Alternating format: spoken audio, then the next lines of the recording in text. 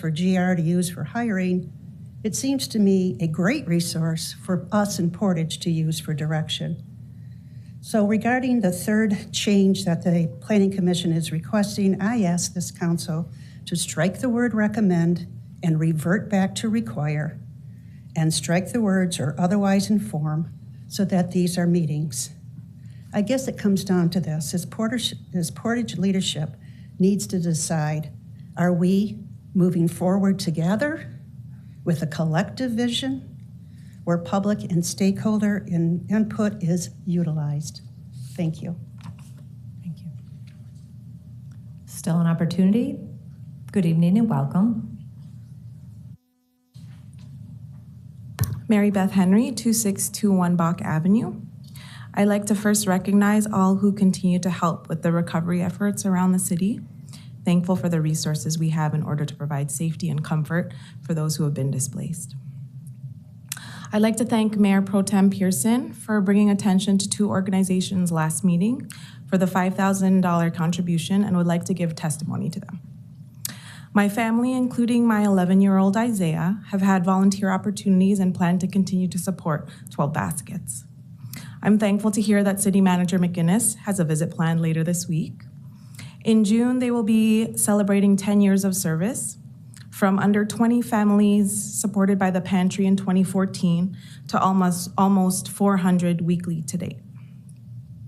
Mayor Randall, you addressed equity issues where possibly the Home Builders Association and networking abilities can lend a hand in resolving their building code compliance issues. I'm sure Nancy, Joanne, Margaret, Robin, and Heidi, and many others are eager to share what they and their volunteer base have been able to achieve these past 10 years. I want to continue to support the efforts of our city to allocate funds to organizations that truly meet the people's needs. I've also been serving as a physical therapist in Southwest Michigan for over 16 years, half of that being in the home health sector. We as clinicians stretch our services as far as a 50-mile radius from Portage. And I emphasize this because Lending Hands has not only served Kalamazoo County, but I cannot count the number of homebound patients in all directions, 131 and 94, who have benefited by their free medical equipment lending program, especially during a time frame that is not bound by insurance constraints. Functional mobility devices provide dignity and improve one's independence to achieve even the basic goals of using the bathroom safely or getting to a grandchild's baseball game. I encourage anyone to visit or volunteer for these organizations to see how these organizations and the people serving here truly have a heart for the community. They wouldn't be longstanding organizations if there wasn't a need for them to fulfill. Food access and mobility aids, I'm sure, are only a few of the needs of our local nonprofits that are being met. I don't know how many grant applicants were rejected, but why limit funding to organizations who truly serve the basic needs of not only our residents, but surrounding communities? Please reconsider allocating more funding to the Human Services Board that continue to uplift volunteer organizations that do not receive as great a stimulus by local patrons as other businesses do. Thank you. Thank you. Good evening and welcome. Good evening. Thank you, Madam Mayor, members of the council. I stand today, I'm Matt Longjohn, 2956 Innisbrook, and I'm here today just to formally reintroduce myself to the council as I'm running to represent Portage, Oshtemo, and Texas Township, the 40th House District in the Michigan House of Representatives. I've had the chance to meet each of you at different times in my life, being a fifth-generation member of this community. Most recently, some of you I would have only met during interviews before I was appointed to the Planning Commission here in Portage. But I'm running to be the only physician in the Michigan legislature. The House nor Senate has a physician in the legislature. I'm running to improve healthcare for all in this community by focusing on reducing healthcare costs, driving health equity by addressing social drivers of health like housing and homelessness and hunger, violence prevention, et cetera. I'm a public health professional who was named one of the top 100 innovators in healthcare in America for work on diabetes prevention and falls prevention and arthritis self-management. And I hope to bring the voice of all citizens from Portage, Texas Township, and Oshtemo to Lansing to improve the health and quality of life of all of us. So thank you for your time. I only wanted to put it on the record that I'm running and aiming to be Portage's representative in Lansing. Thank you very much. Thank you. And thank you for your service on our Planning Commission. Good evening and welcome. Hello, Carolyn Peshek, 6745 Shoreham Street. First, thank you. You did an admirable job of keeping people informed of where not to go and to get help to people who needed it. I served at the Red Cross shelter 4 nights.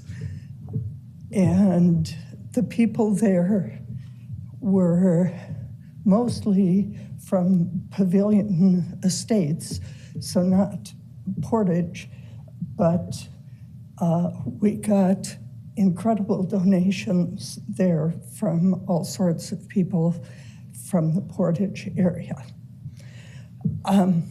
I also just wanted to say I'm glad to see the Portage Road housing development taking another step forward. Hopefully you will pass that agreement tonight with AVB. I also liked seeing that there is some help for people with down payments, and wish there were some lower income housing included in that, but hopefully we can get that in the place across the street and get some more lower income housing. That's all tonight. Thank you. Still an opportunity for statement of citizens. Seeing no one else come forward, I'll ask if there are any callers on the line. There are no callers on the line. All right, we'll move on with our meeting. Next on our agenda is our consent agenda. The consent agenda is available for review by visiting the City of Portage website, where it can be found under the Council Agenda and Minutes section. You can also obtain a hard copy from the clerk's office during regular business hours. At this time, does anyone on the council wish to have an item removed for individual consideration? Madam Mayor, Please. item 7, please. Madam Mayor, number 8.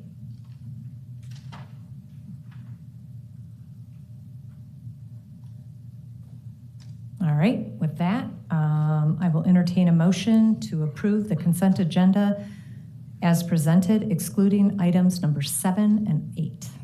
Madam Mayor, I move to accept the consent agenda as presented, excluding items 7 and 8. Support. And roll call, please. Start with Ledbetter, Yes. Miller, Yes. Pearson, Yes. Randall, Yes. Urban, Yes. and Young, Yes. and Burns. Yes. Thank you. All right. We will come to those other 2 items under our regular business agenda. Next on the agenda is a public hearing. Subsequent to this public hearing, we are being asked to adopt the fiscal year 2024-25 proposed city budget and proposed 2024 tax levy for the May 28, 2024, and adopt resolutions for the recommended water and sewer rates, base quarterly charges, franchise area fees, and other service fees and charges effective July 1, 2024.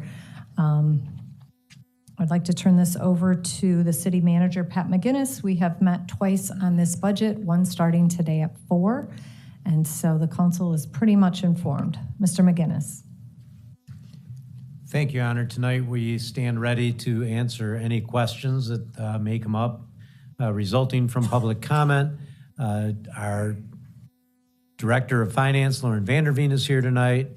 And I will say that it has been an unusual week. Usually the week before our public hearing and before our second budget work session, we spend an awful lot of staff time putting our heads together and preparing a beautiful presentation. This last week, everybody got a little bit distracted. So I don't know if Lauren had any comments she was wanting to make tonight. She's shaking her head no. I will just say that the proposed budget does not increase taxes. It maintains the same millage rate as taxpayers have paid in the future.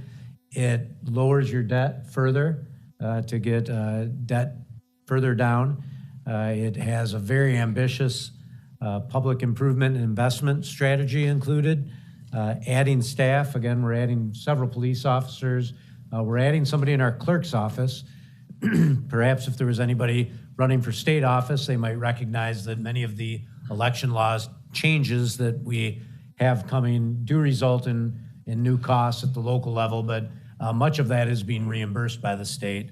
But it is worth noting that due to the change, it was a voted change that changed our election law. We are planning on staffing up in our clerk's office a little bit. All in all, there is a proposed increase in your water and sewer rates. It's fairly significant, but it is what water and sewer cost us, and we are keeping up and investing in these very important assets every year. Government is not getting any cheaper, just like everything else, but being able to maintain a consistent millage rate and lower your debt and improve services and invest more in your public infrastructure as well as your parks, I think is a pretty good budget message, and that's all I have to present on the budget tonight, Your Honor. All right. Does council have any questions for Mr. McGinnis? Sure. Please, Councilmember Urban. My apologies, one, walking in here late, and two, not being able to attend the earlier meeting. The question I would have asked earlier, 20-some years ago when we had the straight line wind event in the city that resulted in significant tree damage and others, we made some adjustments to the budget to the leaf and brush pickup millage to help offset the cost of the city of cleanup. It may be too early to consider that, but I wondered if any similar consideration was given before tonight, to amend the budget to aid with financing the cleanup that we're going through. Please. Good question. Naturally, as could be expected, a good deal of tonight's budget work session did focus on storm-related costs and the cleanup that's going on. We don't have a very good estimate yet of what that's going to cost, but for the time being, we're looking at leaning on your fund balance and general fund, which stands north of $5 million above the 20% required fund balance level. So we do have some cushion there to use for the immediate cleanup needs, hoping that we'll get some state or federal reimbursement. We did not talk about adjusting the millage rates, as you suggested. That did not come up tonight. Okay, and that's fine. It was a tool that a previous city manager used. I'm not sure I agreed with it at the time, but I just wondered whether that came up tonight. Thank you. Any other questions for regarding the budget? All right, we covered it in great detail over the two meetings. This is a public hearing, so I formally open the public hearing. If anyone is here this evening that has questions for this council regarding our budget, now would be the appropriate time to come forward. Please. And I would say that this resident sat with us for 2 hours, and we were delighted to have your interest. Good evening and welcome. I need your name and address one more time. Lynn Elliott, 9724 East Shore Drive. This is a little selfish, but I want to know, will the seniors still get a discount on their water and sewer bills? Yes. Okay, and do we have to sign up again, or? I think you're good. Okay, and do we know how much they're going up? I'm not aware of a figure. The combined. Councilmember Burns sits on this committee. Actually, he chairs it, so he's the best person. I don't. Yeah, I'm not sure they officially recognize me as the chair of that or anything. But, I do. The combined water and sewer rate increase is 8.4% for the average citizen. So you could figure that out on your own quarterly bill to what the dollar amount would be. And it's primarily driven by increases in sewage treatment costs from the city of Kalamazoo owns the wastewater treatment facility. So those costs to the city of Portage as kind of a wholesale customer to that system have been going up. And as a result, we have to increase, in addition to just inflationary pressure for kind of all the services required to run municipal water and sewer systems. Thank you very much. Thank you. So Chris, just both the water and sewer enterprise funds, meaning the city of Portage does not make money, and the best way is we're looking for a break even on it. Is that? Yeah, correct. There's state law that requires municipal-owned utility systems to charge fees sufficient to cover all operations and maintenance of the system. So it's a little bit different than general fund or other municipal operations. So we charge rates sufficient to keep the system in good working order and to cover all our operating expenses, but no more than that, no more than what's required. Thanks. All right. Thank you again for your service on that committee. Still an opportunity for statement or questions that anyone has regarding this budget. All right. Seeing no one come forward, I will entertain a motion to close the public hearing. So moved. Support. All in favor say aye. Aye. Aye. Opposed, same sign. The public hearing is now closed. What is the desire of this council?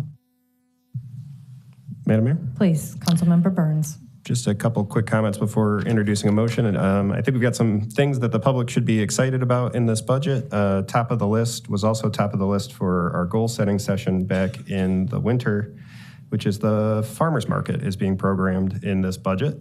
So we're very excited to see that come forward. In addition, several investments in housing strategies that should, we hope, help to make small dents in the challenges we have with affordability, and commitments to public safety, which of course is one of our biggest expenditures, but one also most appreciated by our citizens.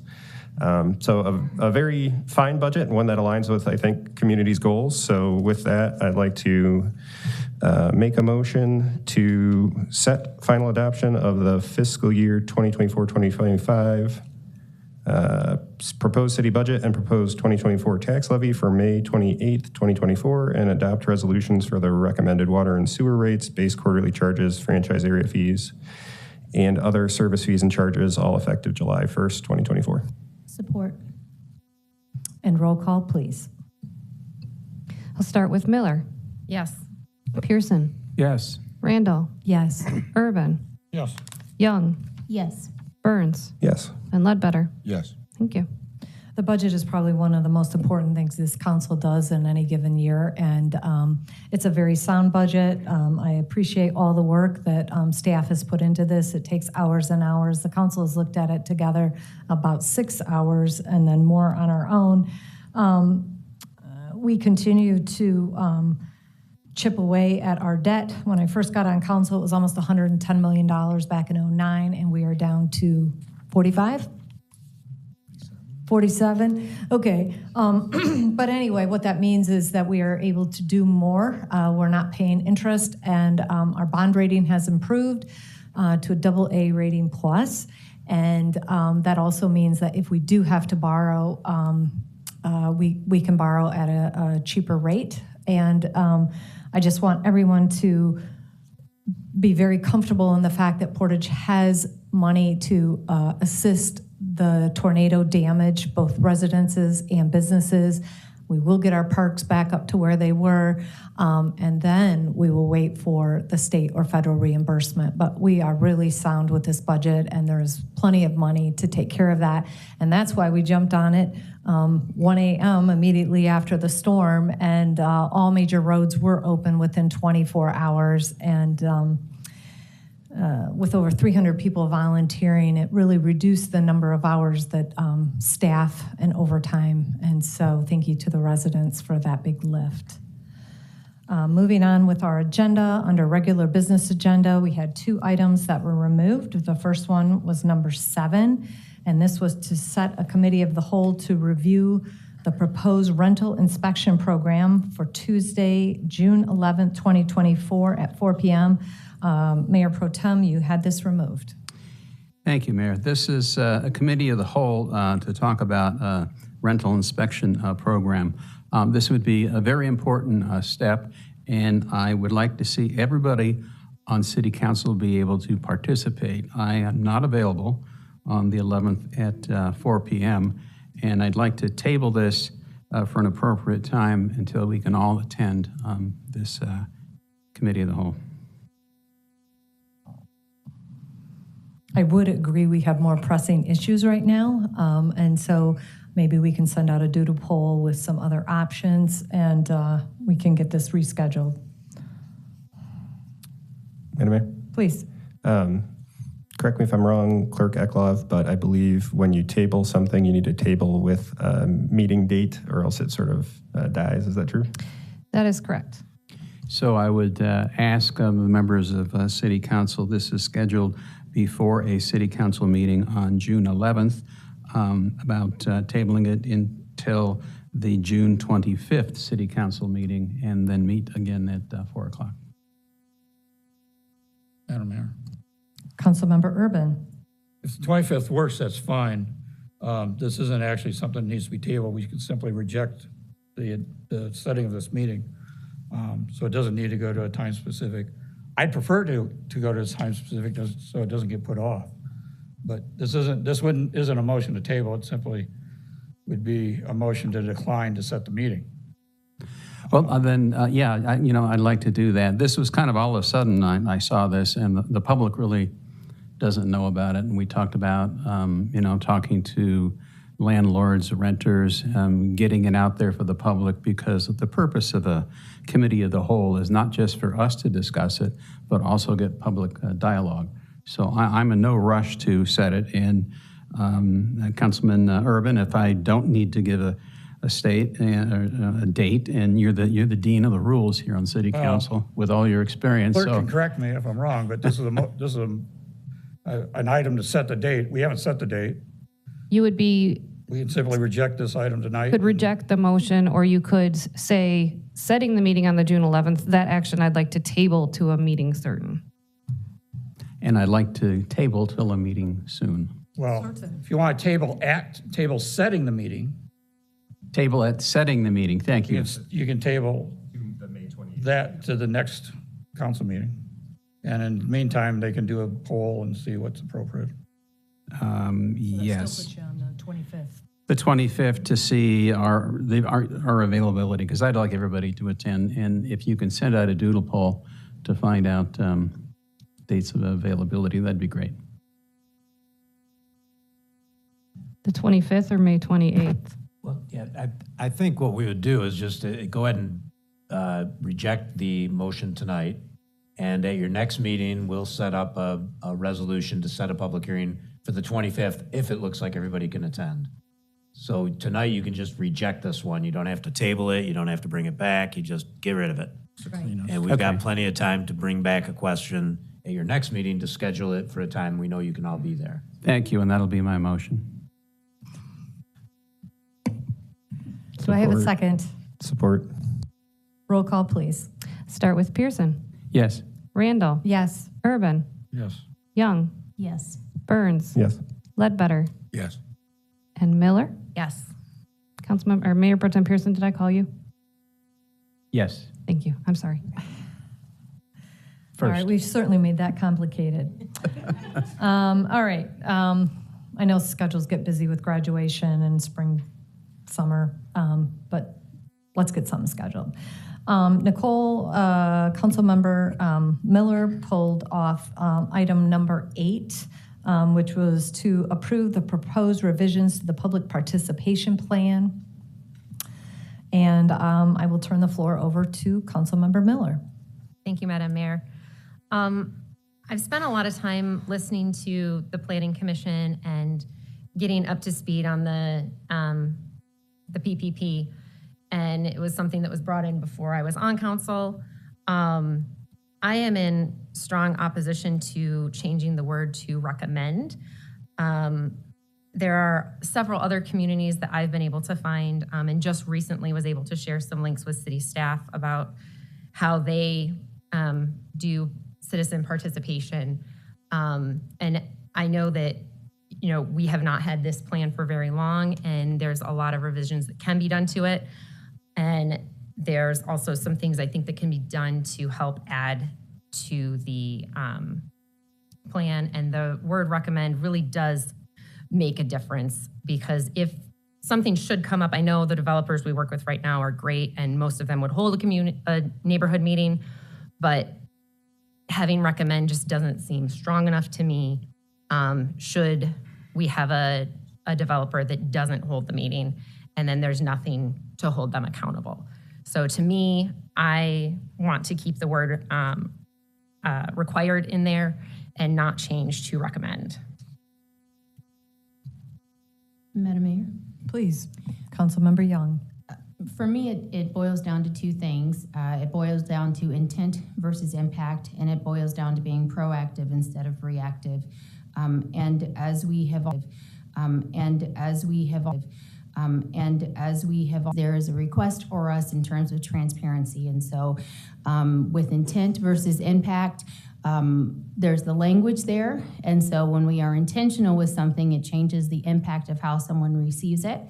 And then when we are proactive with it, it changes our ability in terms of how our citizens view things, how we view things, and with the intentionality of how we do things. And that can change, you know, from there, the trickle-down effect. And so that is my view on it for our citizens. Any other comments by council? Madam Mayor, Please, Councilmember Urban. I'd like to, we have the staff report, but I'd like to hear from either Mr. McGinnis or Mr. Dame their reason for wanting to do this change.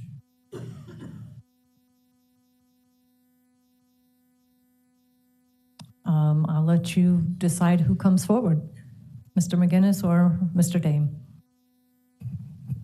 Well, I'll jump on this, and then if I need Pete to step up and make a few comments, I will. The Planning Commission is council, so they did bring it up in April, and again in May, I believe, the first meeting in May, I guess it was a few weeks ago, where they made this recommendation to City Council to make these changes. You know, first a change just in the some administrative provisions, and then a change to make sure that the Planning Commission receives instant notification when new things are added to the site, which lists new developments that are coming forward, major developments, and then finally changing it from required to recommended, and that was a vote from the Planning Commission. The staff perspective on it was that it is relatively new here. I was not able to find, I did find one community in Michigan that was doing it. The Michigan Economic Development Corporation does have ample guidance on being a redevelopment-ready community and practicing effective public engagement. They do not recommend that you require a meeting with neighbors. That's not in their advice.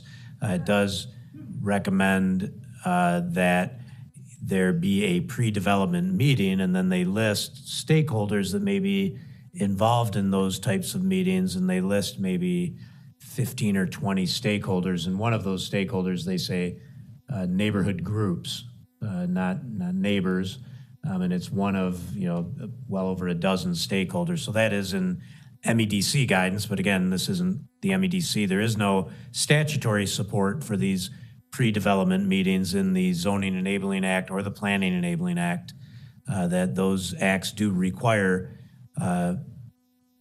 public hearings, and in some cases multiple public hearings that are held and well recorded. So the idea that we recommend that a developer meet with neighbors prior to submitting plans to the city staff is what the administrative recommendation was to go along with the Planning Commission recommendation. So I don't know if you had any more questions on that, and I hope that fully explains why staff recommended going along with the Planning Commission recommendations tonight. Madam Mayor? Please. Mr. McGinnis, as I look at the documents, the staff recommended that to the Planning Commission. It wasn't at their initiation. Your letter to the Planning Commission recommends that change. So unless I'm misinterpreting it, it came from staff to the Planning Commission. Planning Commission was not unanimous in this. I'd be surprised if they initiated it, but if they did, that's fine. But as best I can understand it, the paper trail, it was recommended by staff to the Planning Commission to make this change. And perhaps, I don't know whether there was issue with a developer being able to do this, or that it caused problems, or what it might have been, and that was the basis of my question. Yeah, at the April meeting, I went to the Planning Commission to hear their concerns. They had at previous meetings expressed concerns during their comments. So in April, I went and listened to the Planning Commission, and they asked staff to draft those 3 changes. So it was not a staff recommendation. The Planning Commission asked staff to draft those 3 recommendations, which I did. And then I brought them back and at the May meeting then discussed those points. And then the Planning Commission followed through and made that recommendation, I think by a 4-3 vote. And then I brought it to City Council. And at that time, the staff concurred with the Planning Commission recommendations. All right, I didn't look back at earlier Planning Commission meeting minutes to see that discussion. They weren't provided. I guess my question is, has there been any issue, any concern, any problem with a developer being able to do this? We haven't had too many opportunities for a developer to do it. I remember hearing of 1 or 2 in the short time frame that we've had it, but has there been any issue in requiring it? I don't believe so. I don't think there's been any complaints lodged or any developers who've said they feel that it's onerous. The Planning Commission had quite a discussion in April and May. It wasn't short, it took a little bit of time. And some of their concerns were that these neighborhood meetings being held, by requiring it, it establishes some information about a coming project in the community that they may not be aware of. And they felt that they were caught off guard with a couple of developments that came along that they didn't know anything about, that had been the subject of a community meeting prior to it arriving at the Planning Commission, and therefore they felt that maybe we shouldn't be requiring it, we can recommend it. And it seemed like a friendly middle ground, somewhat of a compromise between not having it at all and requiring it, that having it recommended by staff. So we were trying to, thread the needle and give City Council something that could be seen as somewhat of a compromise, because some on the Planning Commission were very emphatic about not having those meetings at all, or there's a lot of different opinions and perspective brought up, and those meetings are available. You could view them on the website where our videos are posted if you wanted to, but there was a considerable amount of discussion. But clearly at the April meeting, the 3 things brought forward did seem to be the preference of the Planning Commission, and then it proved to be a fairly close divide there of 4-3 when it came down to a vote. But no, to answer your question real directly, I don't think we've had any documented complaints from developers saying that it was overly costly or burdensome. But I would just say that the Michigan statutes that require substantial public involvement in all of these planning decisions and discussions is sufficient. City of Portage, where it is today, and I think there's a good feeling about us having developed and been planned as a very well put together community that we're all very proud of, and we like to even brag a little bit about it. And it was all built without this provision in place, with lots of public input. The meetings I've had the pleasure of attending seem to be very well publicized and known, and there's a lot of public input. So, based on that, I don't think there's a big problem that's being addressed. And I would state that in the last year or so, there has been somewhat of a sea change in the Community Development Department with Mr. Dane coming on board. We began publishing all submissions, major submissions, go right on the website and get sent out to anybody who subscribes right when we receive them. And previously, the practice was that we would only make them public when we sent out notice of the public hearing. So there would be neighbors who would know nothing about these projects until the public hearing was scheduled. which would be 2 weeks before it's going to be heard. And at that point, the city may have had this application for 6 months or longer, and going back and forth with the developer, looking at parking requirements and infrastructure requirements and use provisions and all the other things that have to be met. So now that's very different. Now the word goes out and the public is well aware of these projects while that staff review is going on, which I think is a considerable change to the way it used to be done. So I think if anything, today's process is a lot more transparent than it was in 2021 even. And up to that point, things seem to be going. And Mr. Urban, you've been a part of this process for a while, and I think you've sat through a few of those public hearings when these seats are all full. So to suggest that these things get approved without public knowledge is probably not the case. So I felt comfortable recommending that it not be required, that it be recommended that developers meet with their neighbors, let them know what their plans are, and work out any concerns before it gets submitted to staff. I do think that's a good idea to do it. I don't think it's a good idea to require a developer to do that. Madam Mayor, if I could. Please, Councilmember Urban. Not only did the public not know of those, but most of the time the city council didn't know either.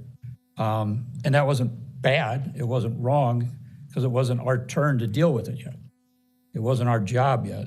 It was Development Department, Planning Commission, and then it comes to us.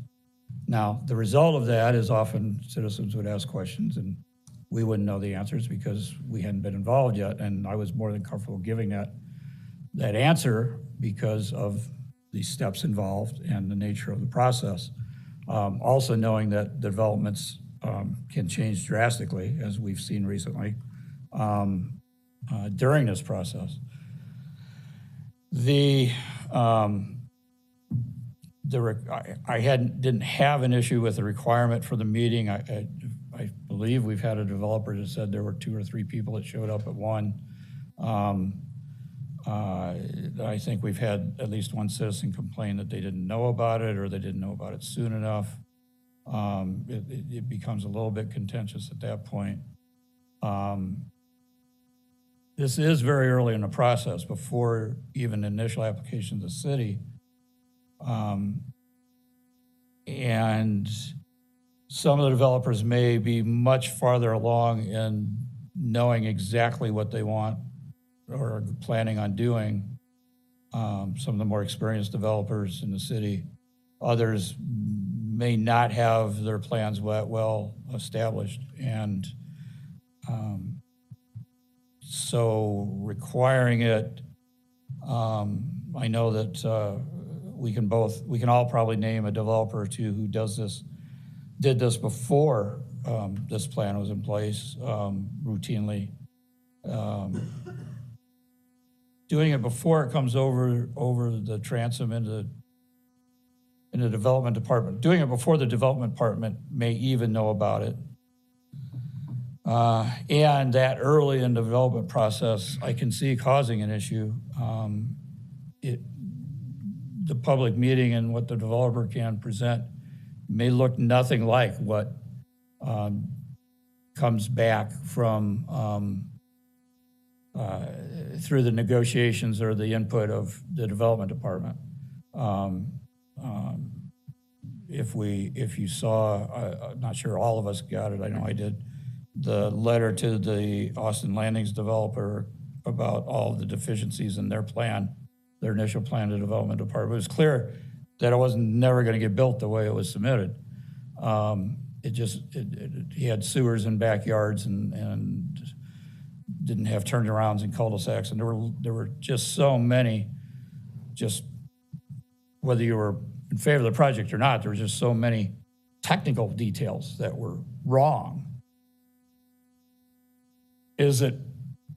And we've also all been experienced in the last year or two where things have changed, the public hasn't known it, and they've voiced their opposition to things which are no longer on the table. And so I can see an issue putting this out before it's even come to the development department for any input. I can see that may be a little early to require it.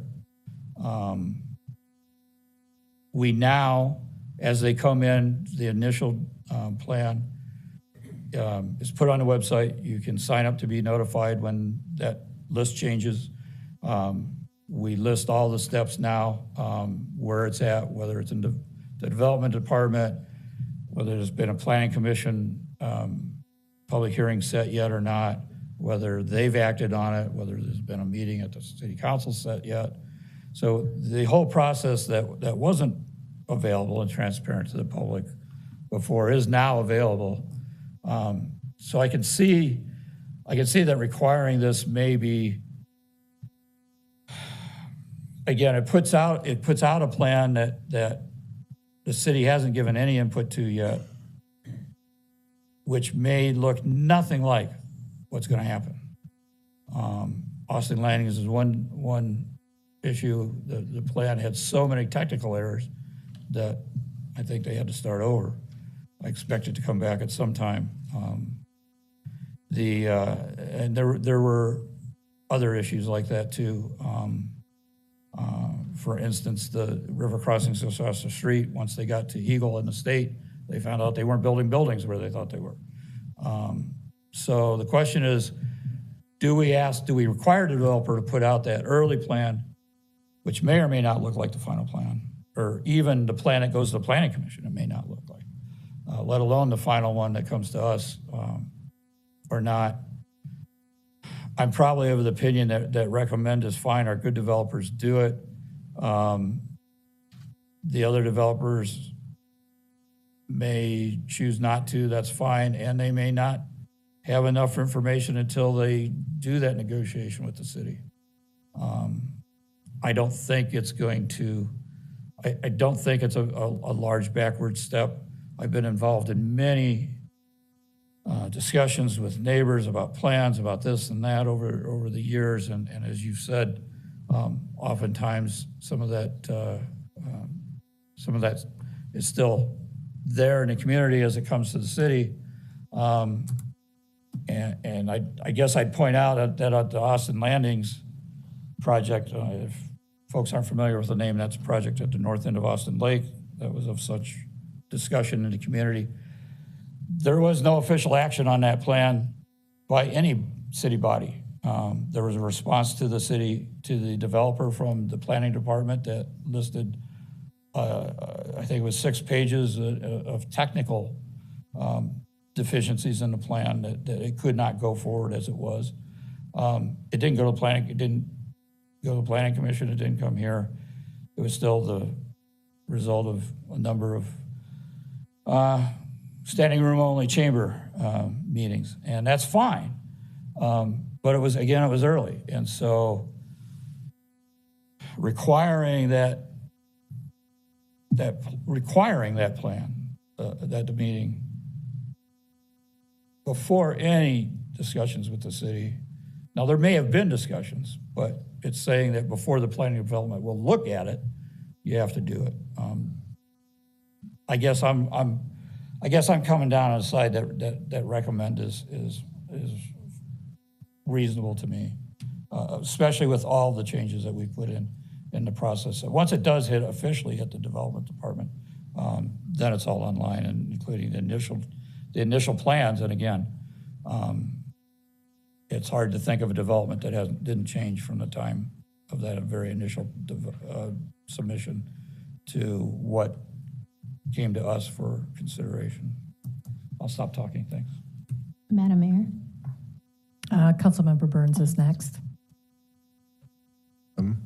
Yeah, just a couple quick thoughts. I just wanted to thank the city manager for going through the process of soliciting input from the Planning Commission and trying to work on improving this as we committed to doing when we initially passed it. 2 of the changes I think are great. I think one of the issues maybe perhaps that the Planning Commission is responding to with these recommendations is that the timing of when information is shared between different people, either in the community and with that body, I think sometimes having community meetings in advance of any planning commission meetings sometimes introduces things that they aren't part of their purview to consider, like the actual tenants who might be using a commercial property, things like that, and that puts them in a little bit of an awkward position. But that said, this is still relatively new. We only introduced this new process very recently, and it was as a result of significant public input, also public input that came prior to an election, where citizens may have been considering our support for these specific requirements when making their selections. So I just think it's a little bit early to change that particular element here. The other two elements where we're sharing information a little bit more on the front end of the process with the Planning Commission make perfect sense to me. But we heard from that one developer. I'm struggling to see the problem that we're solving by moving from required to recommend. I'd like what we kept hearing from the public. I think it's useful, even though there is ample opportunity in the formal process that we had in place before the public participation plan to people to attend planning commission meetings and come to city council. Now they're being informed earlier than ever. But we've heard from citizens that they find this setting to be intimidating. They're on camera. They have to give their name and address. So a more informal setting with the developer where you can have a little bit more free-flowing exchange of opinions and ideas. Though it may cause some complications as we go through the process, I think is still useful, and it's probably too early to make any changes in my estimation to that. But I'm open to considering it again in the future if it is something that, as we have more developments come through, that we start to hear from developers and other folks in the community that this process really isn't working. It's disorderly. It's messing with how we ordinarily approve things. Then I'm open to changing that in the future. But at this point, I'm fine to continue with what we passed back last year, requiring those community meetings to occur before the plans get submitted. Thanks. Councilmember Young. I was just going to ask if Mr. Dame had anything to add at all. I know we heard from City Manager McGinnis, but I was going to see if it would be appropriate if Mr. Dame had anything he wanted to add in regards to this. Okay, I'm a little biased. I wrote the original policy. I like it, right? Okay. But the difference between requiring and recommended in practicality is that we would not, our practice has been to not start the formal review if we got a plan in that hadn't had a neighborhood meeting. So it puts their project on hold if they haven't had a neighborhood meeting first. If we remove the requirement, if we get a plan in that hasn't had a neighborhood meeting and it meets a major project, we would still recommend that they have a meeting and tell them to have a meeting. And I guess my experience goes back to Oak Park, Illinois, all the way through Grosse Pointe. I've always, well, not always, but at the beginning of when Oak Park started to do redevelopment that was city involved, we ran into a lot of trouble. So we started thinking about how can we improve the process, and having neighborhood meetings with the developers before they turn anything in was one thing that really seemed to help, because it helps get some information out there that the neighborhood otherwise would not know anything about until it got through the formal process, and then they'd be really angry if they didn't like it. So they get the chance to convince the developer before it gets turned in that, hey, maybe you want to consider changing this part because we're not going to be very happy about it. So that's the benefit of having it. And we're going to still recommend that they do have that. I would say that also it is a rare development project that doesn't have staff communication prior to a formal submission. They want to know what the zoning is. So there are pre-development meetings prior to plan submissions before a development project is applied for. And that is normal and expected because you don't want to waste your time on a multi-million-dollar project and the zoning isn't right, or you're not meeting all the requirements. So it is very common that they meet with staff too. So if they're meeting with staff, shouldn't they also be meeting with the neighbors? So yes, the policy itself does not change the fact that we're going to still recommend that they have neighborhood meetings if you agree to change it.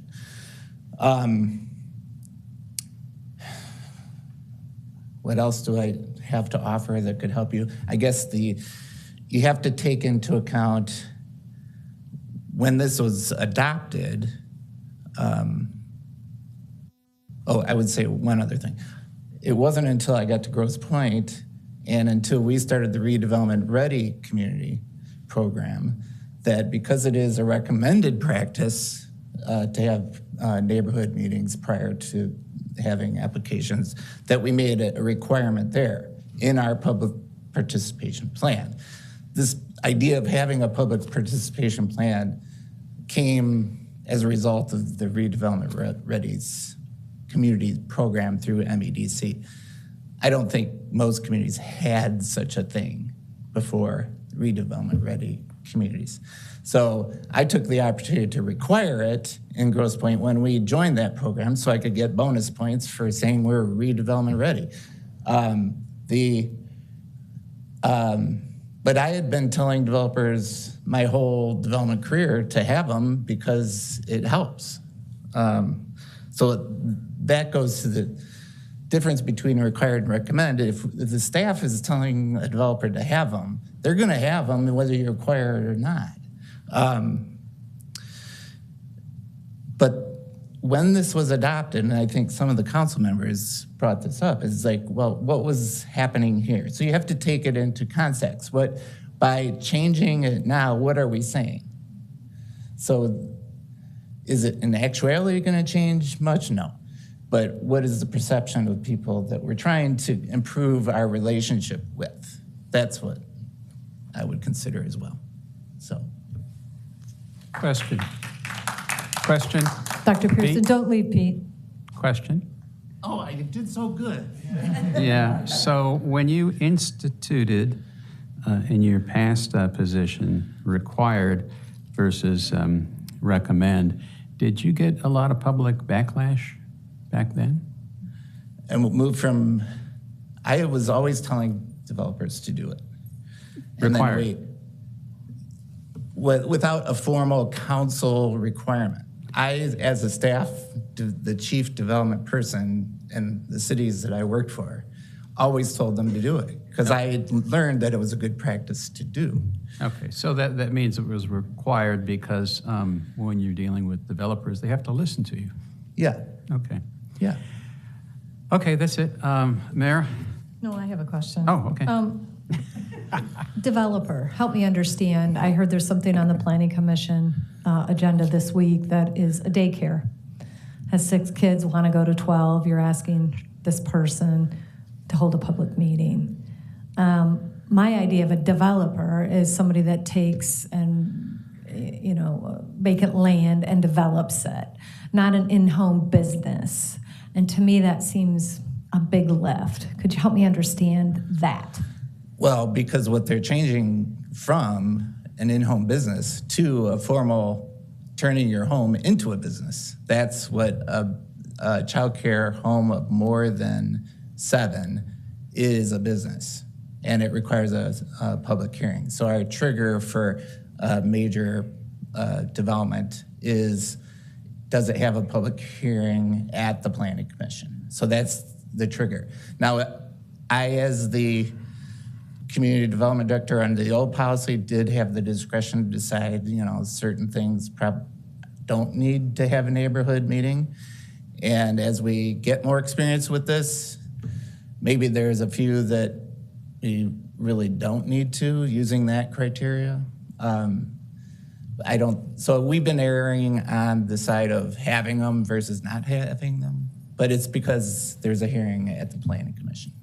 So when this was first brought to my attention, I think we have made this much more transparent by putting this on the website and, initially, and same thing with my tax thing, I had to come in and FOIA public information. And that makes people not trust us, and it makes people talk to other people, and a lot of anger and bad feelings. So we've gotten rid of all that, right? So now everything is public from the very beginning, and people can access it. If you have a computer, you can come into City Hall and talk to somebody about it. My question, are you looking for compromise? And I'm all about the win-win. What if there's no compromise available? I have been watching the Planning Commission meetings, and when someone tells me their house is worth $1.7 million and they're offended to drive by other homes that are of lesser quality, that appear by different builders and whatever, they're not going to be happy with anything except something that looks very much like their own. And we know that certain homes sell better than others, that there's a big market for them. How do you get that win-win with that kind of mentality and groupthink that happens where, a developer might just say, I'm just not going to do it. I'm not going to develop in the city of Portage because of stuff like that.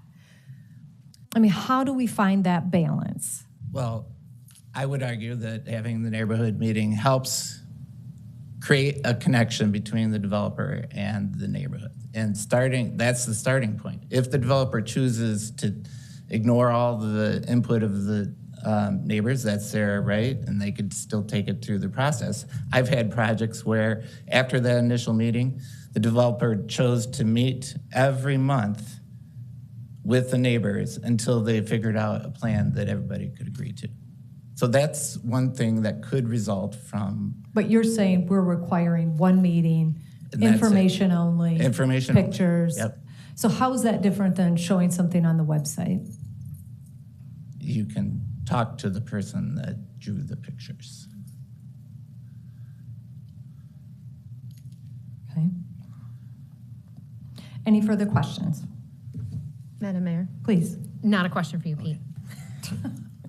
Kind of hearing some conversations and, we're working on increasing transparency, increasing communication. As our technology has increased and communication has increased, allowing more of our Portage neighbors to be engaged, a lot of them want to get engaged. As I forget my fellow council member that brought it up, sometimes this can be an intimidating atmosphere. Meeting one-on-one with a developer can be very conversational rather than just that one-way transaction of information. And I think that those conversations are great. Even if the plan does change several times before it actually goes through, they've at least had those initial conversations. They have a contact. They know somebody that's, working on that development that's in their area. So I'm still, wanting that word to be required. I feel that there's some things we can do with our public participation plan as far as setting up like best practices from other resources that I've seen. There's lots of ways to do that. I remember hearing from the Planning Commission, there was a little bit of back and forth about who's showing up to the meetings, how are you keeping track of it? So I think there's some resources that we can do and, staff can maybe work on or look into as far as putting together just a short 2-page little pamphlet for those developers that just lists out the step-by-steps for those neighborhood meetings that are taking place. So there are good conversations happening. I feel that keeping that word required is a really big commitment and that we haven't given enough time to work its way out. Madam Mayor? Please, Councilmember Young. I know we've talked a lot about how, as a council and as Planning Commission and as the city, how we can assist you as citizens. And now I'm going to take a step and I'm going to ask our citizens to do something for us. We've heard different times where you have received pamphlets in your mailbox. And I'm going to ask you to do the same for us, as transparency works both ways. If you receive a pamphlet in your mail and you know it doesn't come from the city, if it has questionable information regarding a development, I'm going to ask you to do us this favor. Before you share it with a neighbor, before you share it online, before you email it, before you text it to someone, take a moment, maybe email your council member someone you trust, maybe ask a member of the city about that development, because that information may not be true. And if you can assist us in doing that, this is how our transparency continues to thrive. And this is how we continue to get that win-win that Mayor Randall is so often looking for, and as we as a council are looking for. And this can help with that development piece that we're looking for, to ensure that what you want in your community is exactly what we want for you and how your neighborhood thrives. And sometimes we can kind of put a stop to that. And we don't know where it comes from, and maybe someone heard something and they may have thought they heard it correctly. It's like that game telephone that we all, used to play as kids, right? But this is another way for us to just ensure that we can all get the most accurate information. And I want to implore you, come to these meetings, ask the questions, write them down, continue to email us. Let's find a time for us to sit down and talk about this. And if we don't have the information immediately, we have the best and brightest here in the city working for us, and we will do our part to get those answers for you, because as you saw last week, we will work together. There's nothing that the city won't do to ensure that, we will work together and we will make the city someplace we all love and that's beautiful to live in. So. All right, if there's no further discussion, what is Madam Mayor, Dr. Pearson? I'd like to weigh in. Oh, sorry. Thank you. So, and my perspective is, I think I'm the only one on this council that has been on the Planning Commission. I was on it for 3 years before I was elected to City Council. And one of the complaints I recall in those 3.5 years, citizens would say, this is a dog and pony show. You've already made up your mind. I'm going to give you my comments, but I know it's not going to change your mind. And I did hear that over and over again. I did.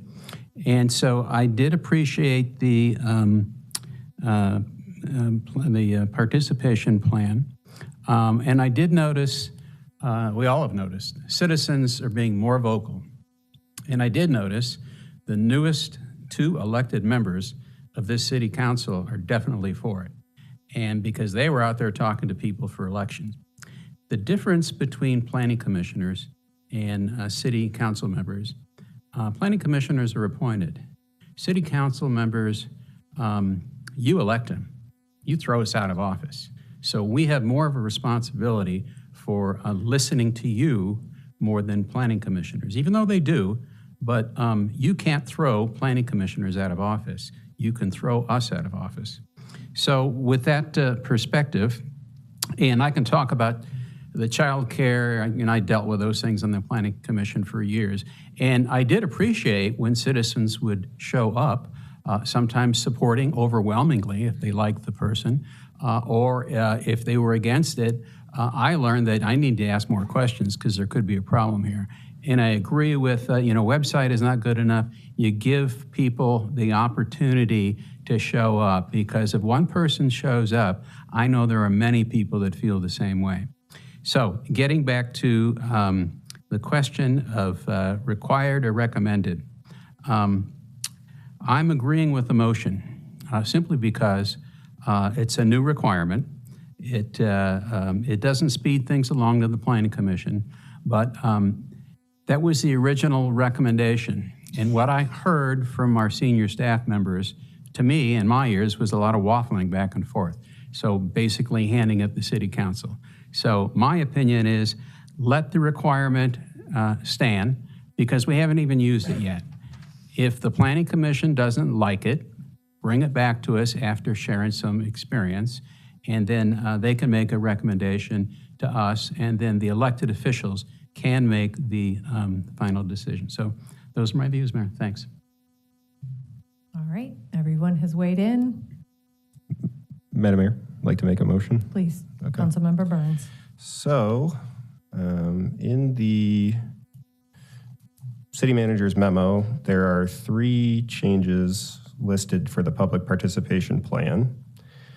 My motion is going to be to approve changes 1 and 2, which are reordering the stakeholders to avoid the perception of priority listing, and add notification of planning commissioners each time a new project is added to the website development listing. But to reject change number 3, amend language on neighborhood meeting to advance good neighbor policy. I move to approve the proposed revisions, changes number 1 and 2 to the public participation plan, and authorize the city manager to execute all documents related to this action on behalf of the city, and to reject change number 3.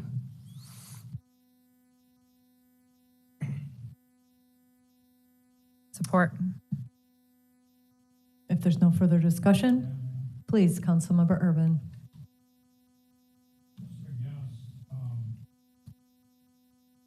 I was just going back trying to review planning commission. I haven't been able to find. But on. Now I'm on.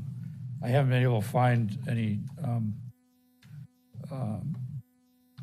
anything in the minutes about the discussion of these, and I'm not saying it didn't happen. My question is, do you know the reason that the planning commissioners that supported the change to recommend did support it, wanted it? Is it because they were getting questions about things they didn't know about yet? Or I'm just trying to understand what made planning commissioners, and I didn't watch the meetings. I did try and look at the minutes just now and I didn't find anything. I'm trying to understand why the planning commissioners who wanted this change, apparently so badly, I guess as it's been described, wanted it. And again, I'm used to getting questions about developments. And I'm more than happy to say I don't know, because it just hasn't come to us yet. Is that the problem? I'm trying to understand what they thought they were fixing with this. Best I could tell. And if you don't know, that's fine. No, I do. I sat and listened to all the discussion, and some commissioners were more direct, and it seemed at the time, I thought there was fairly strong support from most all of the commissioners that were there in April. And then when they had time to think about it and came back, some seemed maybe not to be committed to changing one word. And I do agree that it's not going to make a big difference. I really don't think it will.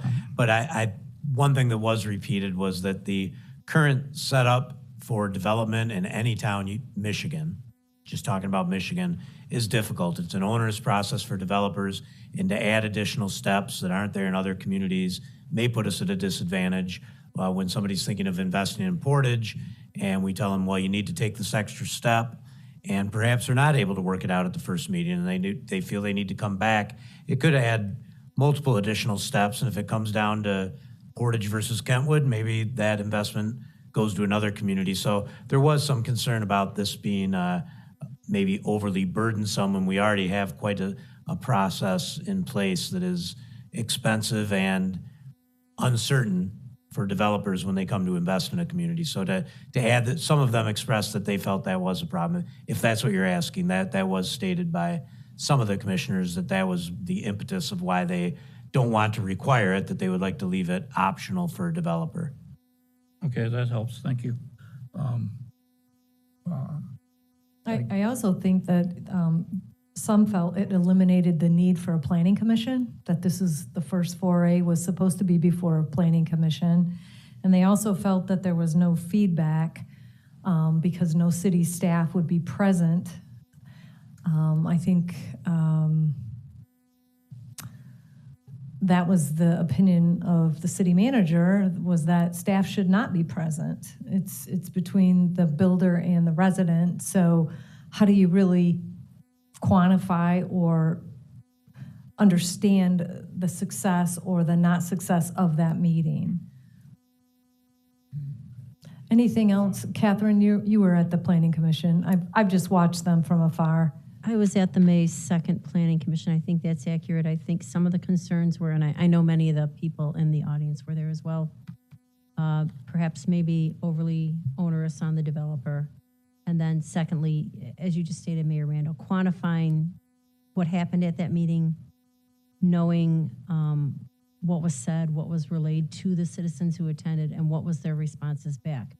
Because if there is no city staff there, there's no minutes, nothing comes out of that other than what the developer says came out of it. There was some concern by the Planning Commission, is this really a positive experience? And the one that came up was the Raising Cane's meeting.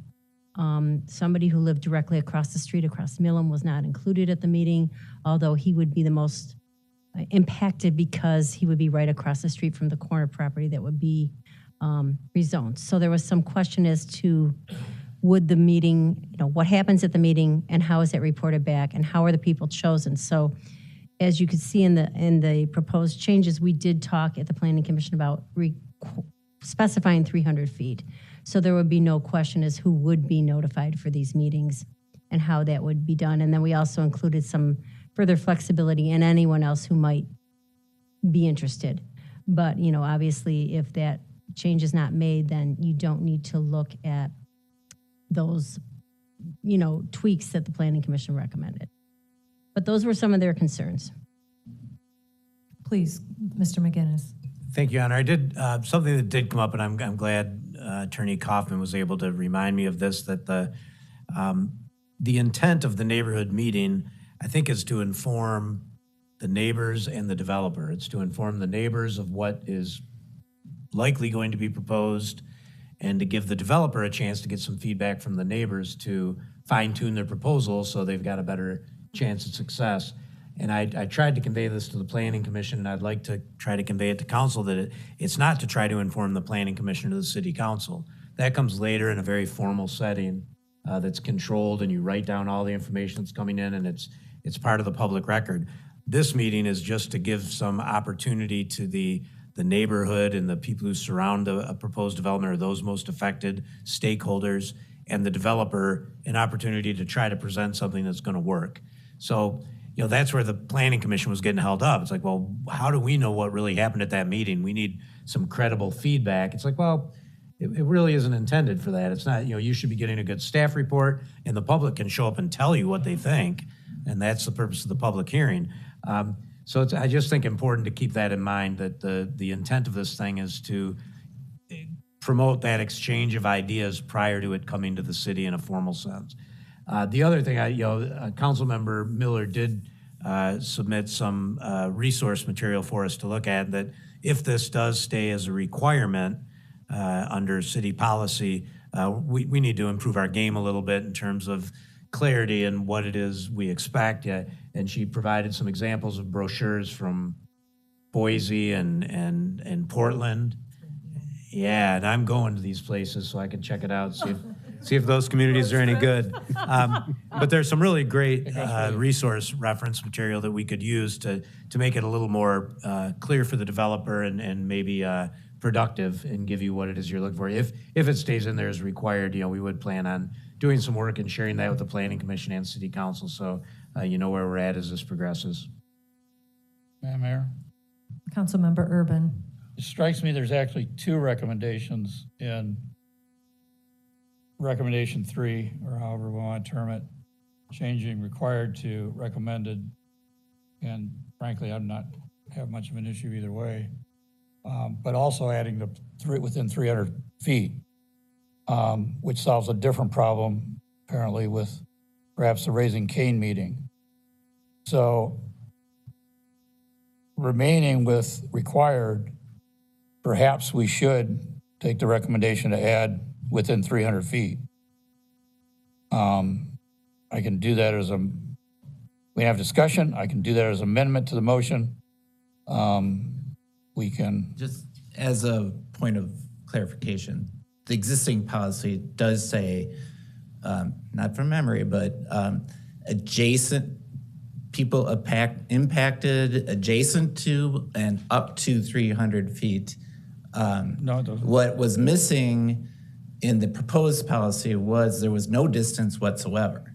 So that was added to the proposed policy. But no, the current policy doesn't have 300 feet on it. I have it on the screen. Okay. Well, the policy says adjacent because the idea is that 300 feet and some developments doesn't have a major impact on people within 300. 300 feet is an arbitrary legal. I understand that. So, So 300 feet, right here, current 300 feet, proposed, no. yes, I thought I recalled correctly, but yes, adjacent or near the development up to 300 feet from the development. It's in the existing policy. So Not in, wait a minute. Oh, okay. End of the current. Oh, hang on a minute. Identified.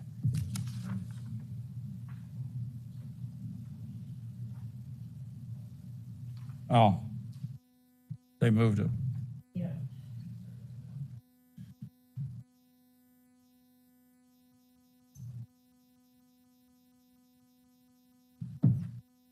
So the city is involved in this meeting in terms of helping the developer decide who to include. Yeah, I think You the have to idea would be provide to, addresses and yeah, we'll give names. an address list and just help them identify who they ought to invite.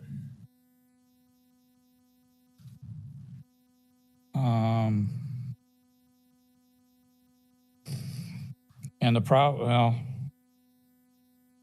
and I'm not sure whether the person across the street from Raising Cane's was not invited or chose not to go, but that seems to be one that should have been included, so. okay, just another point of clarification. I'm trying to understand. Raising Cane's neighborhood meeting was last summer, prior to the adoption of the city policy. So that was a developer that chose to, not actually a developer, it was the Raising Cane's corporate entity understand. that chose to have a neighborhood meeting because that's their practice to have one. But they were not invited. They didn't do across the street. And I guess my question remains is should the text of the recommendation that moves within 300 feet up higher in the first sentence, no,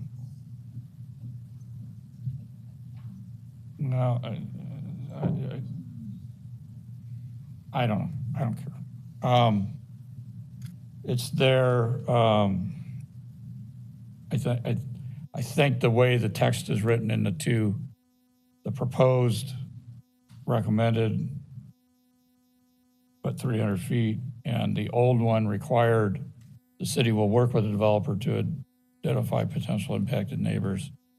The city will work with them, but probably likely only fast.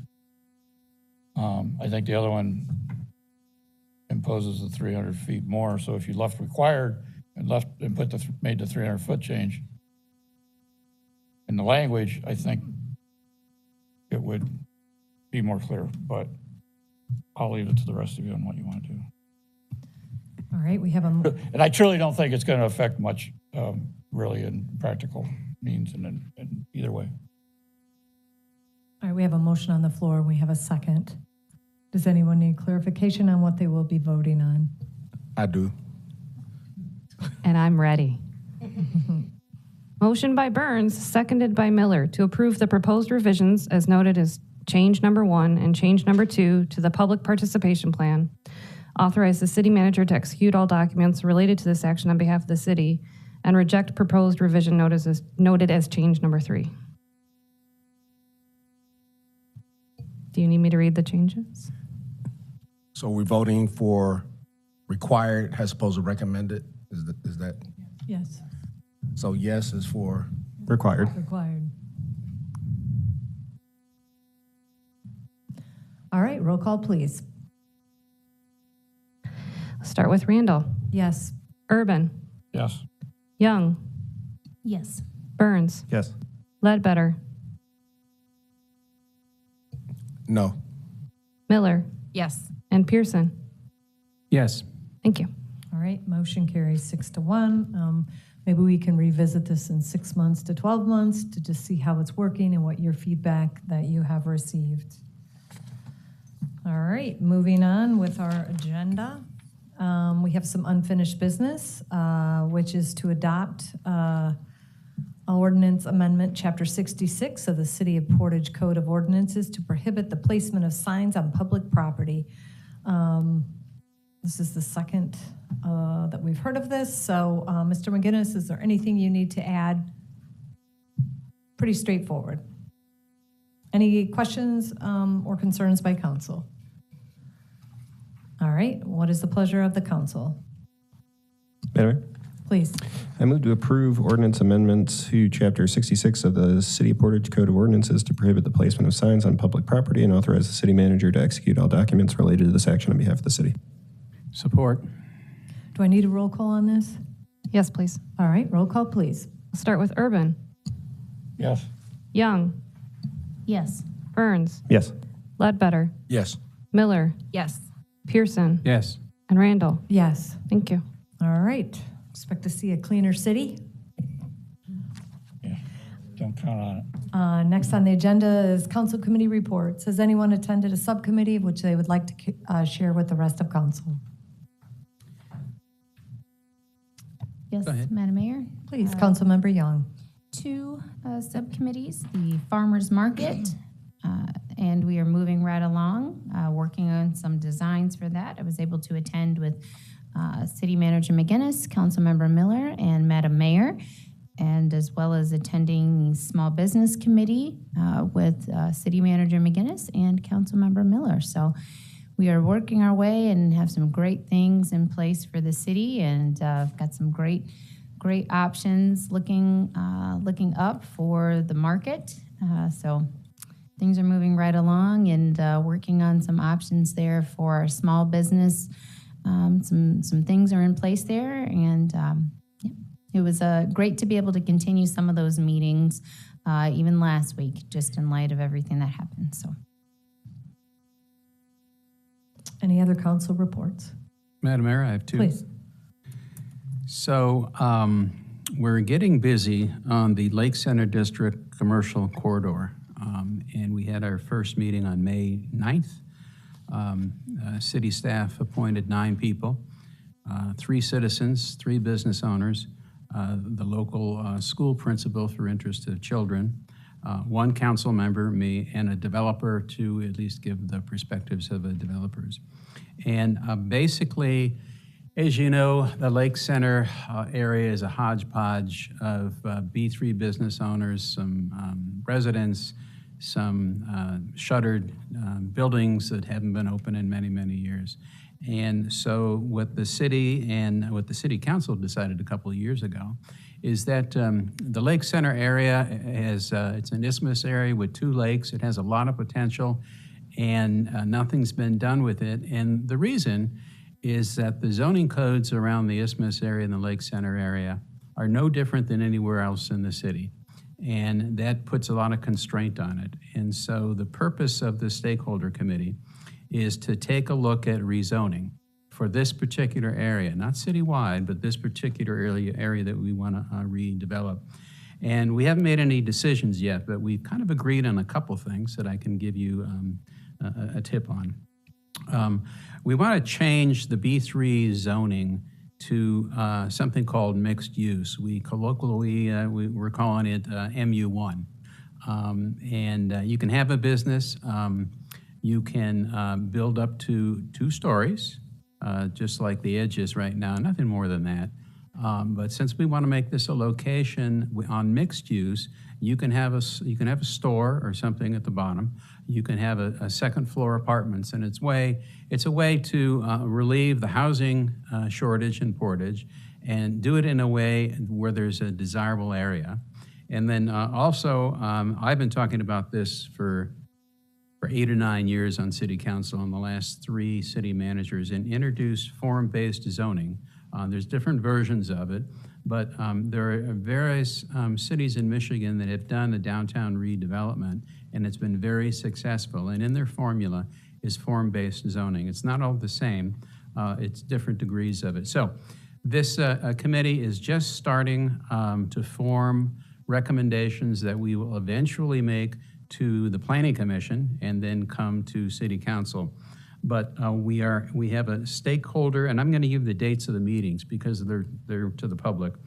We're having one on Tuesday, June 4th at 6 o'clock in City Hall, and you're welcome to make your comments. We're going to have citizen comment period like anything else. We're still hashing around ideas, and you're welcome to sit and listen and then comment about what you think. The next meeting is June 18th at 6 p.m. at City Hall.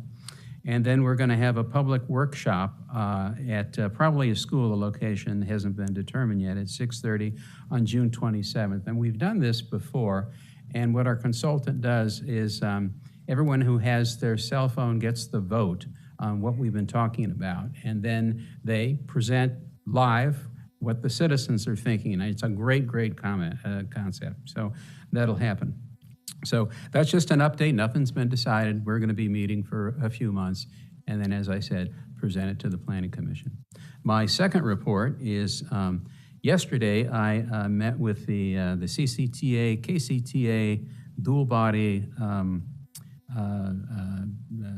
metro bus system. Council member Chris Burns is on it with me. He wasn't able to attend yesterday. But I want to kind of relay what happened with the tornado in the perspective of the bus system.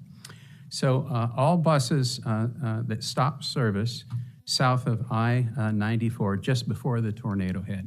And you know, I'm going to thank the news services for really broadcasting this out. Drivers were told to stop and take shelter. And we had one bus driver who stopped his bus, looked over, told everybody to get out of the bus, knocked on the resident's door, and they all rode out the tornado in that resident's basement. So I think these kind of stories are going to come out about citizens volunteering, public workers, and what they do. So for 3 days after the tornado, Route 26 was closed on Portage Road. And all the buses that were servicing the city of Portage south of I-94 were called back to the transportation center in downtown Kalamazoo. And then they were busy sending these buses out to locations within Portage and neighboring areas to pick up people, especially apartment buildings that you have 20 or 30 people that are displaced. So I congratulate the countywide bus service. They really stepped up, and I just wanted to share that with you. Thank you, Mayor. Thank you. Any other council committee reports? Just wanted to add one thing to Councilmember Young's report. We held this 2 days after the tornado. We wanted to keep going forward with our farmers market. May 5th was the opening day. They typically see 500 people on a Sunday. They had 2,600 people. So there is a tremendous support for a farmers market, for eating local, supporting local, and the location around our Zhang Senior Center is just going to become an even bigger mecca. So I thought that was wonderful news.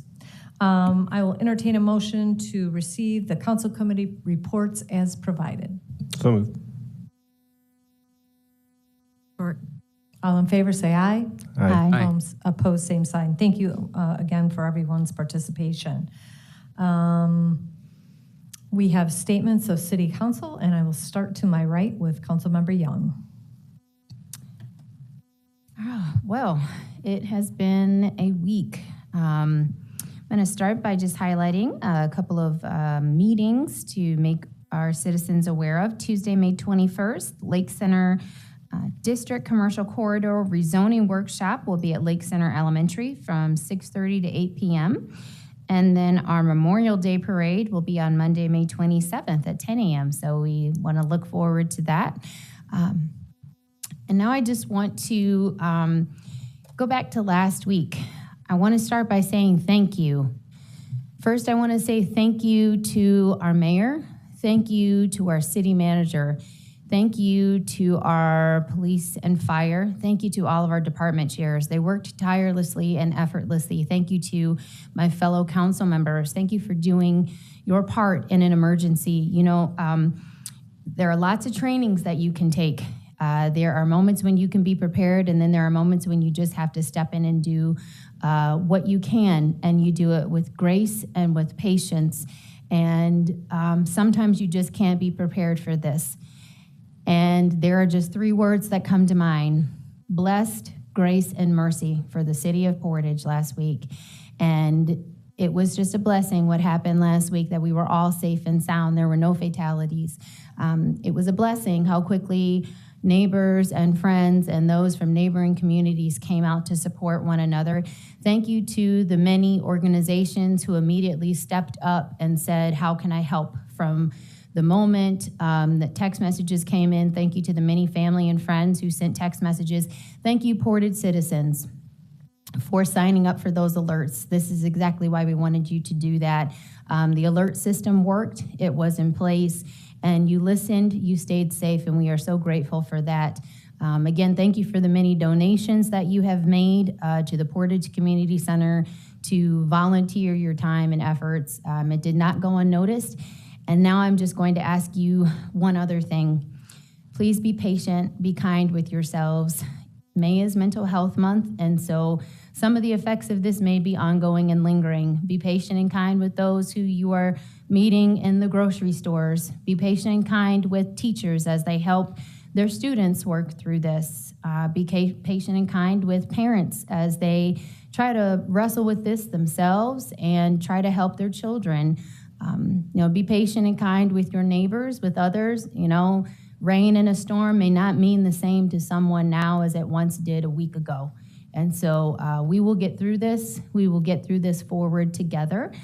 Please continue making donations if you can, even if it is small. Please continue to utilize that website. Look out for your neighbors and friends. We will update that website, the tornado relief website, but please also be cautious of things like potential scammers. Anyone who is volunteering help to you, utilizing that word volunteer, should not be asking for money. They should be assisting you with volunteering. But again, thank you for everything that you have done. And if you see someone else, give a smile, a kind word, and just know that we are all maybe struggling. You don't know what someone else may be going through, and just help someone out. So thank you. Thank you. Councilmember Burns. Yeah, I wanted to thank the city administration for helping to organize the volunteer efforts to help clean debris in the city. Was out on Friday and Saturday, and was very fulfilling to be able to help neighbors who are struggling right now. One gentleman, I worked with a group of volunteers, Johnny, 91 years old, great guy, would have had a hard time moving those trees out of his yard himself at this point. And he said he was going to have an extra beer that night because we were volunteering for him. So that was good. I actually ran into my old Little League coach who was volunteering with his wife. And those are the kind of people that make Portage such a special place to live. When the bell rings to help, those kind of people step up. And we've got a community full of people like that. My phone was inundated with people who were looking for ways to help. Much more so than anybody even asking for help. So just so appreciative to live in such a great community. And I think what Councilmember Young said is right. It will take us some time to fully recover from this. And so patience will be needed. But just really heartened to see everybody come together in the time of need. And then one other note, Councilmember Pearson mentioned the Kalamazoo Metro meeting. Just as a reminder, they are running an on-demand ride service right now, and my family unfortunately has had some car trouble, so we've had cars in the shops, but it was a blessing in disguise because I got to use the new Metro Link service. If you search on the App Store Metro Link-Kalamazoo, you can get to the app, and it was pretty much the best thing ever. Brand new branded vehicle with a trained driver came and picked us up, door-to-door service. The rides are free until tomorrow, your first 10 rides, so tool around within the city of Portage, and even just planning routes within the county, it's extremely helpful if a bus is a better way to get you where you need to go. But just one of the ways that we're trying to innovate and be on the cutting edge of technology and give service, especially in the city of Portage where fixed line buses may not be the most efficient way to get people around. So I encourage everybody to give MetroLink a try and get on the App Store and download it. Thanks. Thank you. Councilmember Urban. I don't know that I've ever heard of a municipal government organizing volunteers in the way that the city of Portage did. Perhaps it happens routinely. It's just something I've never heard of. And I'm very grateful at the city staff for that and for all the work they did. my job was to stay out of the way, not to call them, not to bug them, not to ask them to do something. I wasn't able to participate in the organized volunteers. I did help with a few folks out of personally. And the only other thing I'll say about that is there's a news release today about ongoing donations. If I recall right, Griffin, I didn't pull it up, Griffin Place is organizing, accepting donations of things that aren't food and Kalamazoo Loaves and Fishes. I'd encourage you to donate to things that aren't sexy. Water, bleach, those kinds of things are easy to do. Diapers, pet pads, dog food, personal hygiene products, the things that you don't see on the news being loaded off a truck, like pallets of water and things, but are needed as much as anything. So there are lists in some of the news releases. Look at those and pick the things that you aren't comfortable buying or you wouldn't think of buying. Those are the things that don't get donated. And oftentimes those are things that are needed just as much as anything else. And I encourage you to do that. It's the nature of all of us, let's go donate a pallet of water. Well, a pallet of diapers might be more useful. Lots of folks are donating water. Maybe not so many folks donating diapers of different sizes.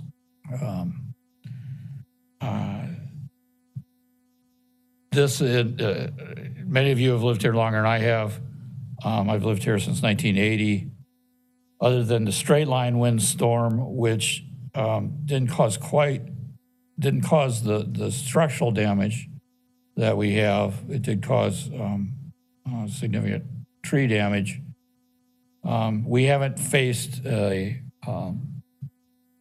situation like this in that time, and I don't know of any in the time before that since the city was founded. And we did well, and we were lucky. We were lucky that no one lost their life as you go around. And I will admit that because of my position here, I did drive some places where I probably wouldn't have or shouldn't have as a normal citizen, just so I knew what we were facing. And I didn't do that I only did that once, and then I got out of the way. But looking at some of the damage and looking at what we have, it is amazing that nobody was more seriously injured. I understand there are a few minor injuries, and that no one was killed. We did have multiple alert systems, both from the National Weather Service, from the city, and other things. And they all worked for me and my family. I was able to get, my ex-wife was driving essentially at the tornado, and I was able to get a hold of her and tell her to stop and turn around. And it worked very well, and I hope that, and I believe and I hope that the warning systems that we've put in place have helped with that. And if you're not signed up for the Portage alert systems on your phone or whatever, please do that. They did work. They did do the best that we could and minimize certainly the damage to, or the injuries to folks, I believe. This evening, I again apologize for not being at the budget meeting and walking in a couple minutes late to this meeting. I was attending the last track meet of my graduating senior daughter, and I wanted to do that this evening and over here Portage Central. And it's a part of life I haven't experienced yet, having children graduate high school, become adults. I'm not sure I'm looking forward to it. I'm not sure this is any easier than any other part, but we're working on it, and I guess I gotta say, boil her up. She's accepted her admittance to Purdue. All right, well, congratulations. Councilmember Ledbetter. Dr. Martin Luther King Jr. said, the ultimate measure of a man is not where he stands in moments of convenience and comfort, but where he stands at times of challenge and controversy. That's always been a quote that I loved, and that came true and through last week with the tornadoes. Being former law enforcement, I know that my brothers and sisters in blue, we run to buildings that are on fire. We run to gunshots. We run to things that other people run away from. But to see this community come together, not even knowing the person that you are assisting, did my heart good. I mean, this is, no matter what side of politics you're on, this is a very divided country. But to see people come together in times of need is very important. And I'm very proud to have witnessed that. So, I don't know how this is gonna sound, but, I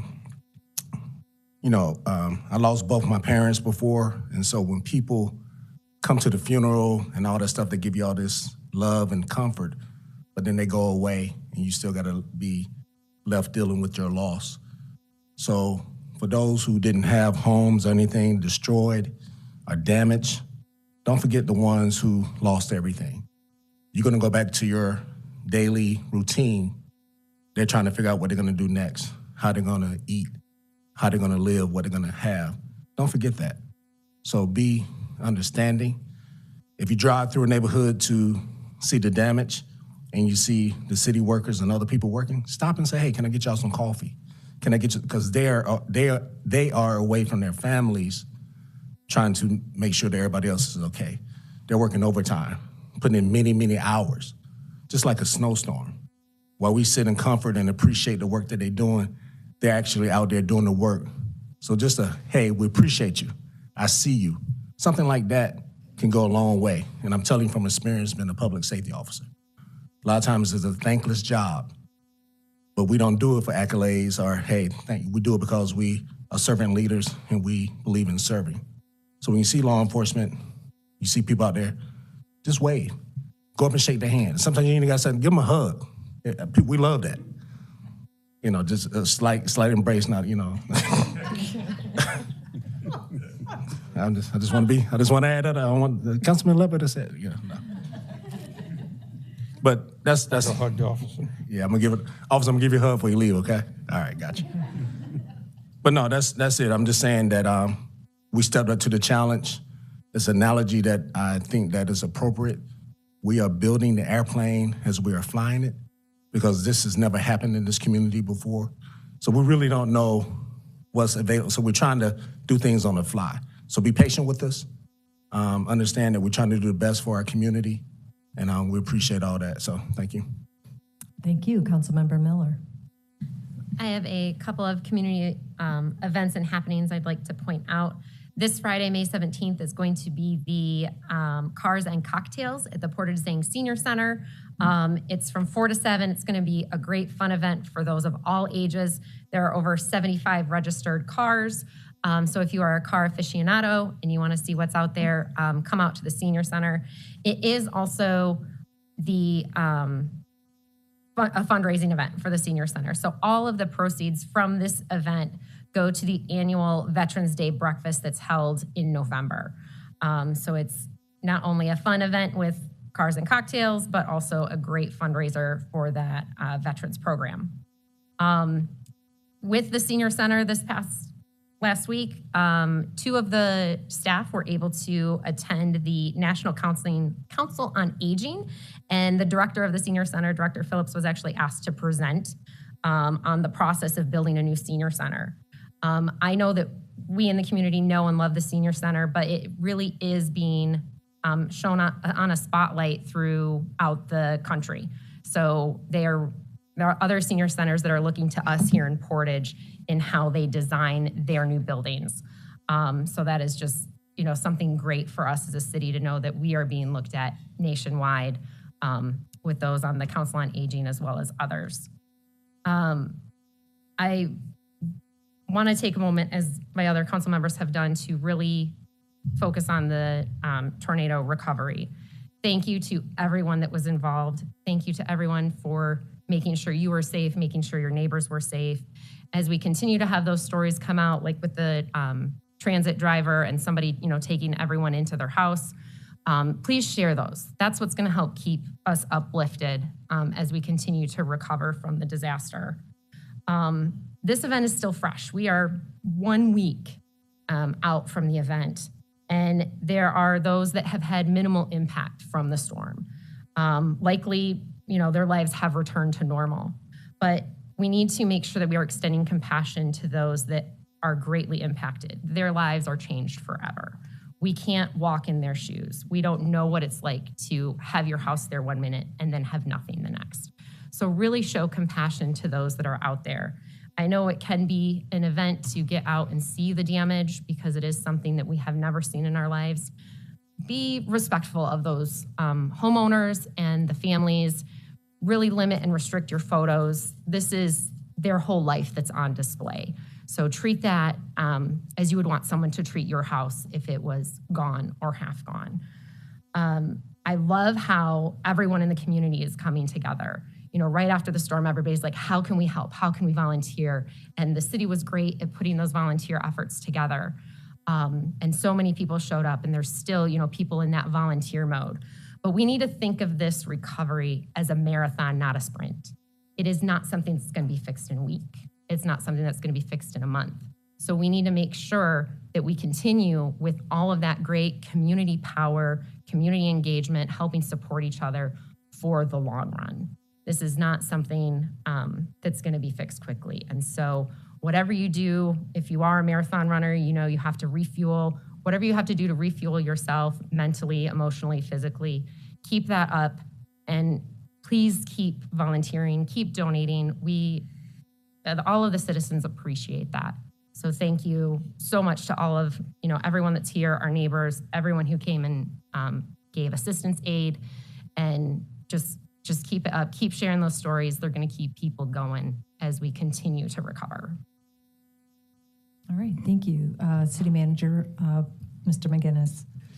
Thank you, Honor. I don't have anything specific tonight. A lot has been announced, but I did just want to comment on the ability of your community here in Portage to help each other out. Mr. Urban commented that he hasn't seen other cities sponsor these types of things to bring volunteers together and go out and make a difference. But from the minute the event happened on Tuesday evening last week, and I came down to the fire station number 1 where we set up an emergency response center, I was in communication with the whole council and the mayor via text throughout the evening, tried to keep updates coming, and I only got support and inspiration from the city council members that I heard from.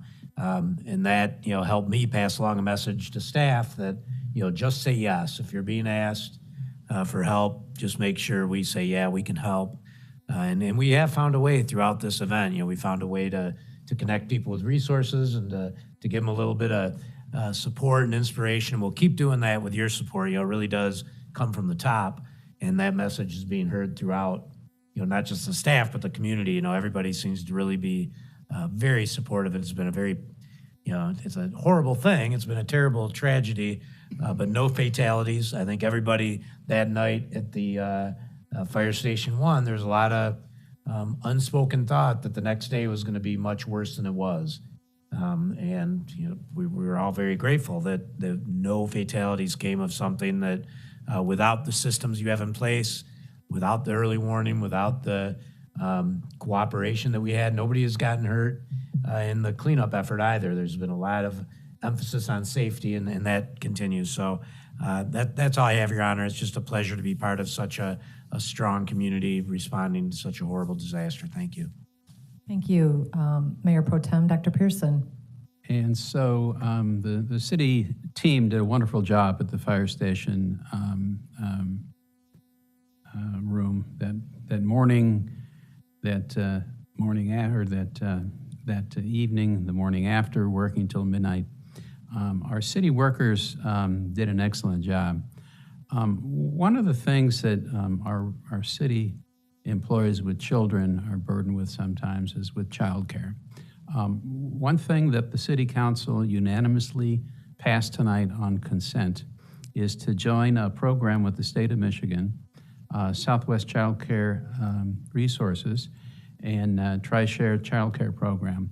And what that allows the city to do for our employees with dependents is it allows the state to pay some of child care costs, the city to pay some of the child care costs to lessen the burden of our city employees. And so we hope that's even a great retention thing that we have.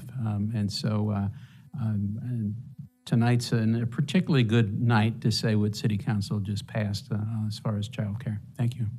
All right, thank you. It's been 1 week and it's felt like about 3. I've given my all, and I'm proud to serve with these people who kept showing up, and with the city manager that well after midnight, we were always keeping our finger on the pulse. I was all about business as usual. Do it, we'll worry about it later. And we hosted the National League of Cities. If anybody saw a large bus, they visited 100 cities across the US, and Portage was one of the chosen ones. And Pat said, do we want to cancel that? It's Friday. And I'm like, nope, we're doing it.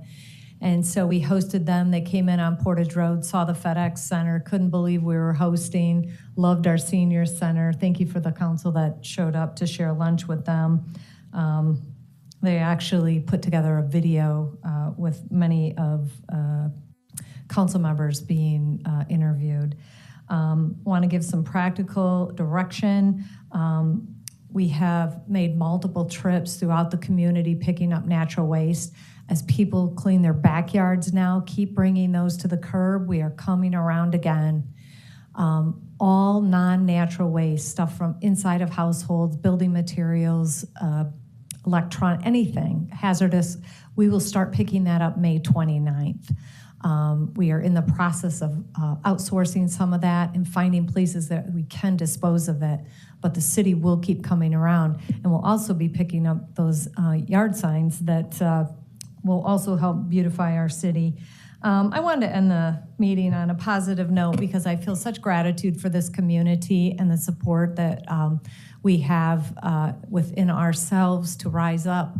May 19th, 2022, we opened the new senior center. We had 1,350 members. We have over 4,000 today. That place has really become the life pulse of this community. It safely housed 30 seniors through the 2 tornadoes, safely in the basement. And right now we have 40 volunteers that are sleeping on cots there from a nonprofit organization called Rubicon. And they are skilled veterans, mostly veterans that know how to operate large equipment and power tools and all the things we didn't want to ask our volunteers to do. And they will be here until May 24th. And again, that is completely free to the city of Portage. They're bringing it to the curb. Our people are picking it up. And just every day I see more and more positive things come out of the city. And as Jim shared that story, there are many stories of heroes within our community that I hope rise to the top. And with that, the meeting is adjourned.